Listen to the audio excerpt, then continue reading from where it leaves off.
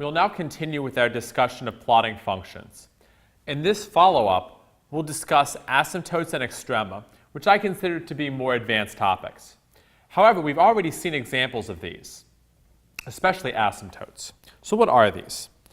Asymptotes can be categorized as either vertical or horizontal. In essence, there are places that the function exhibits strange behavior. Vertical asymptotes typically indicate obstructions to the domain. That is, they indicate places where a function may not be defined. And horizontal ones, conversely, indicate obstructions to the range of a function, or values we can't quite achieve. So what about this term asymptote? In mathematics, asymptotes or asymptotic refers typically to behavior in the long term. So you might get close to an asymptote in the long term, but you'll never quite achieve it. So you can typically see them represented as maybe dotted lines on plots. You need to get close to it, but never quite cross it. Horizontal asymptotes are a little bit trickier. They are not always as easy to observe because it's typically harder to look at a function and immediately know its range. But I'll try and give you some tips that will show you some examples of horizontal asymptotes and how to incorporate them into plots. So as discussed before, vertical asymptotes typically are where you have domain restrictions. So the most common example of a vertical asymptote comes from division by 0.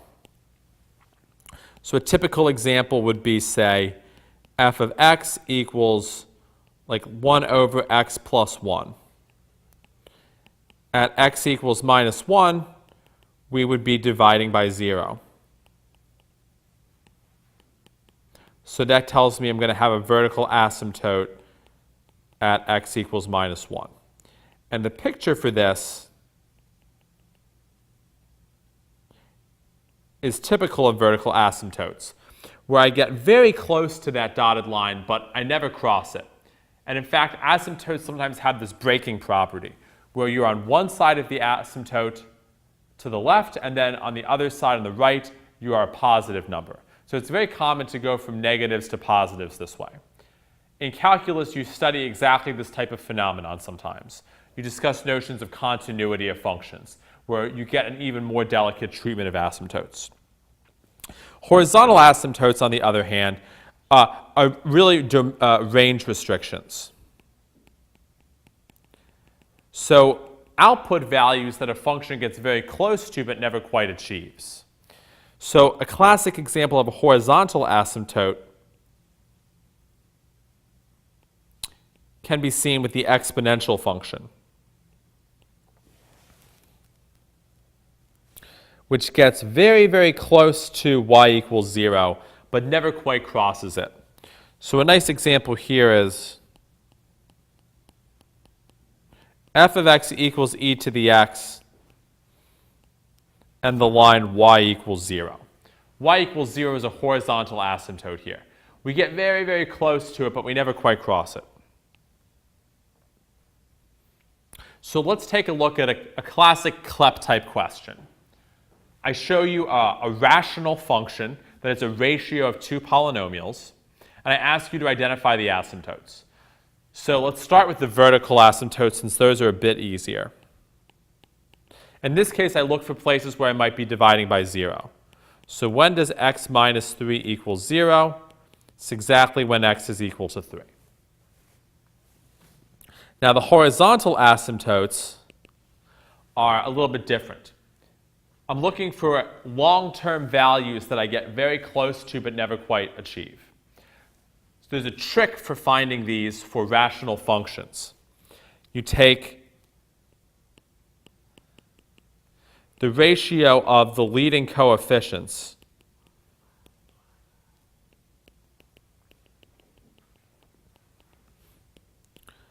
when the degree of the numerator is equal to the degree of the denominator. So in this case, the degree at the numerator is 1, the degree of the denominator is 1, and the ratio of the leading coefficients is 2 over 1, so 2. So y equals 2 is a horizontal asymptote here. There are more delicate notions of asymptotes, such as slant asymptotes, and there are horizontal asymptotes even when the degree at the top is different from the degree of the bottom, in the case of rational functions.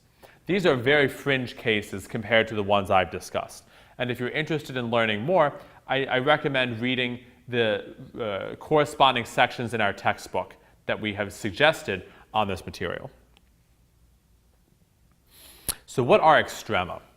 Extrema is a notion that's studied very intensely in the first semester of calculus, using things like derivatives. All they are places where on my function I'm locally a minimum or locally a maximum. So to draw just a generic picture here,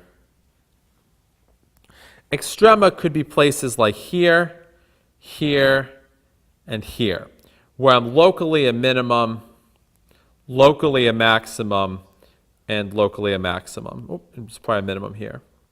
So what do I mean by locally? I just mean in some neighborhood around that point. Not for all time, but just nearby that point. So just to get in this idea of identifying extrema and seeing how they're useful, let's find the extrema of sine of x plus 2. So of course something that will be helpful is plotting this function.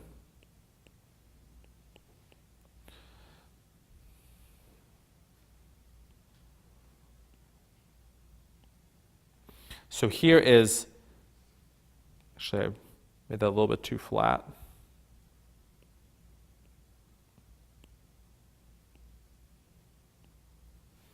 So here is sine of x. So then what happens when I have this plus 2 on the outside? Well, it shifts me up by 2.